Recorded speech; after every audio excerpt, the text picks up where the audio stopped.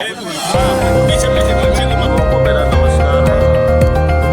आज आप लोगों को संभलपुर के इस कल्याणपुर गांव में आया था कि आप भी बच्चों का दर्द योगी आदित्यनाथ जी तक पहुंचा सकें। आप भी इन बच्चों का दर्द उत्तर प्रदेश के लोगों तक और प्रधानमंत्री नरेंद्र मोदी जी तक पहुंचा सकें। और इससे भी ज्यादा जो इस वक्त जरूरी है कि हमारे सुप्रीम कोर्ट के जो जज हैं वो इनके मामले की सुनवाई करेंगे, तो आपके माध्यम से उन तक भी इन लोगों का दर्द पहुंचे, ये जरूरी है।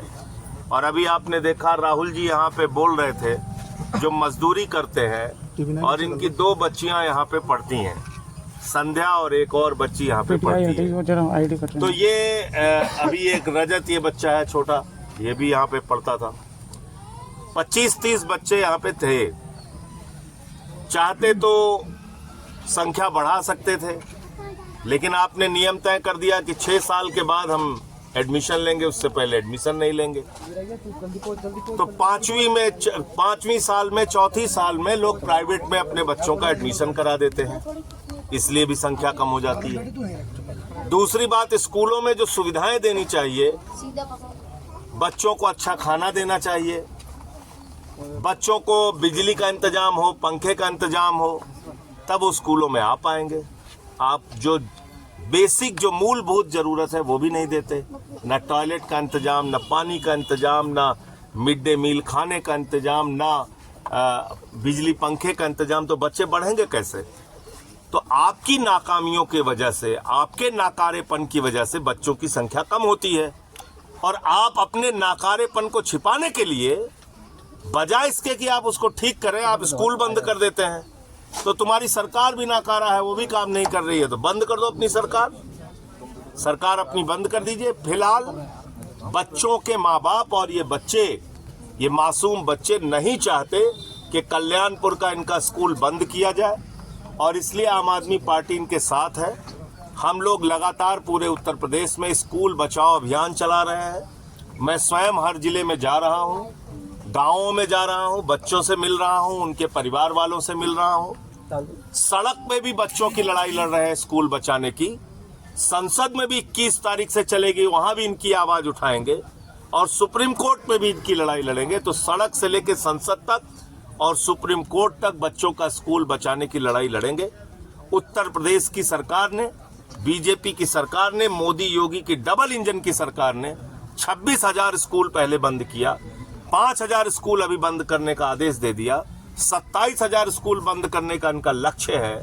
और बड़े आश्चर्य की बात है, शुरुआत हुई थी कि 50 बच्चे से जहां कम रहेंगे वो स्कूल बंद करेंगे, अब बात आ गई 70 बच्चे जहां रहेंगे वहां भी बंद करेंगे, 100 बच्चे जहां रहेंगे वहां भी बंद करेंगे। तो ये स्कूलों को बंद करने की और गरीबों को अनपढ़ बनाने की इनकी योजना है। बाबा साहब के सपनों को कुचलने की इनकी योजना है। शिक्षा के अधिकार के कानून की धज्जियां यहाँ पे उड़ाई जा रही है। आज ये बच्चे हाईवे पार करके जाएंगे, हाईवे पार करके। मैं पूछना चाहता हूँ, बीजेपी नेताओं के बच्चे क्या हाईवे पार करके इतना जोखिम उठा के पैदल रोज जा सकते हैं, आ सकते हैं? क्या वो IAS अधिकारी जिन्होंने फैसला लिया है, उनके बच्चे रोज स्कूल में इतने दूर तक 2 किलोमीटर जाना आना कर सकते हैं? क्या जज साहब के बच्चे इतनी दूर जाना आना कर सकते हैं? तो इसलिए हम लोग इसके खिलाफ हैं, और स्कूल बंद नहीं होना चाहिए। इनका स्कूल खोलने का आदेश दिया जाए।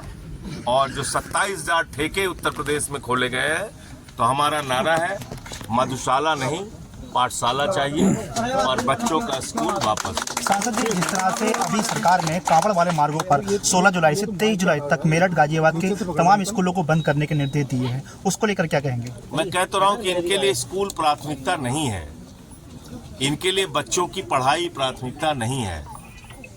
त्योहारों की छुट्टी होती है, कोई बड़ा त्योहार है उसकी छुट्टी ठीक है आप कीजिए, सुरक्षा व्यवस्था दीजिए। बच्चों के स्कूल कैसे आप बंद कर सकते हैं? बच्चों के स्कूल बंद करने का फैसला बिल्कुल गलत है। और बच्चों का स्कूल, बच्चों की पढ़ाई तो उनकी सबसे बड़ी प्राथमिकता है, उनके माँ बाप के लिए सबसे बड़ी प्राथमिकता है। उनके भविष्य के लिए सबसे बड़ी प्राथमिकता है। एक बरेली के शिक्षक रजनीश गंगवार को अभी के खिलाफ कार्रवाई की गई है कि उन्होंने जो है एक गीत गाया था बच्चों को कि कांवड़ बच्चे लेकर नहीं जाए, ज्ञान का दीप जलाएं, उसको लेकर क्या कहेंगे? देखिए, ऐसा है कि हर व्यक्ति का अपनी बात कहने का अलग अलग तरीका होता है। तो उन्होंने कोई ऐसी अभद्र बात तो कही नहीं, उन्होंने अपने बच्चों को प्रेरित करने के लिए वो गीत लिखा। अब उसको लेके अब वो कोई उनका कोई कांवड़ियों को या कांवड़ यात्रा को या भगवान भोले शिव शंकर को अपमानित करने की भावना थोड़ी थी। उन्होंने तो एक गीत पढ़ा कि भाई आपके जीवन में ज्ञान का बड़ा महत्व है, और उन्होंने ध्यान ज्ञान इसकी बातें की।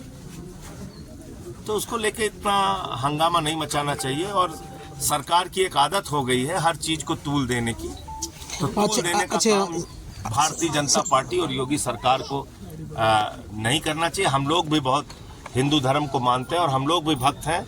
इन लोगों से कोई प्रमाण पत्र, ये फर्जी लोगों से कोई प्रमाण पत्र हमें नहीं चाहिए। अच्छा, जिस आपको फिर से नेम प्लेट लगाई जा रही है, वो सुप्रीम कोर्ट के आदेशों का उल्लंघन है। मैं चाहता हूं कि माननीय सर्वोच्च न्यायालय इसका संज्ञान ले। किसी का जाति धर्म आप ऐसे नहीं पूछ सकते।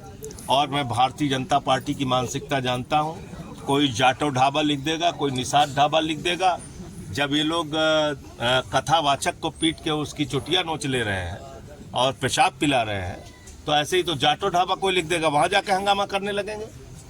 जिस प्रकार से ये गरीबों के रोजगार को खत्म करने के लिए ये एक जबरदस्ती की इनकी योजना है। ये सुप्रीम कोर्ट के आदेशों के खिलाफ। कांवड़ यात्रा मार्ग पर 1 महीने के लिए मीट से संबंधित और शराब से संबंधित सभी दुकानों को बंद कर दिया गया है।